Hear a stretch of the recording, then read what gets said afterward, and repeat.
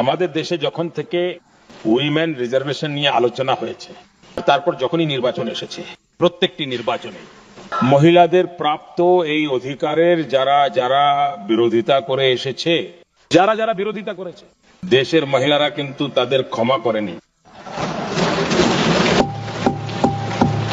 তাদের অবস্থা শোচনীয় করে দিয়েছে। কিন্তু এটাও লক্ষ্য করুন যে 24 সালের নির্বাচনে এমনটা ঘটেনি। কেন হয়নি? এটা এই কারণে হয়নি, কারণ 24-এ সবাই মিলে সম্মত হয়ে এটাকে পাশ করিয়েছে। তাই এটা কোনো বিষয় নয়, কারো পক্ষে পলিটিক্যাল ফায়দা হয়নি, কারো কোনো ক্ষতিও হয়নি। যে বিষয়গুলো ছিল সেগুলোর ভিত্তিতেই নির্বাচন লড়া হয়েছে। কারণ 24 সালে সবাই একসঙ্গেই ছিল। কিছু মানুষ এখানে উপস্থিত আছেন, কিছু মানুষ নেই, কিন্তু সকলেই একসঙ্গে ছিল।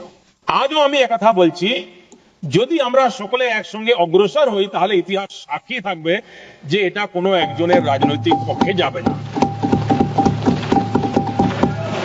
এটা দেশের গণতন্ত্রের সপক্ষে যাবে, এটা দেশের সম্মিলিত সিদ্ধান্ত গ্রহণের শক্তির পক্ষে যাবে এবং আমরা সকলে তার যশের সমান অধিকারী হব।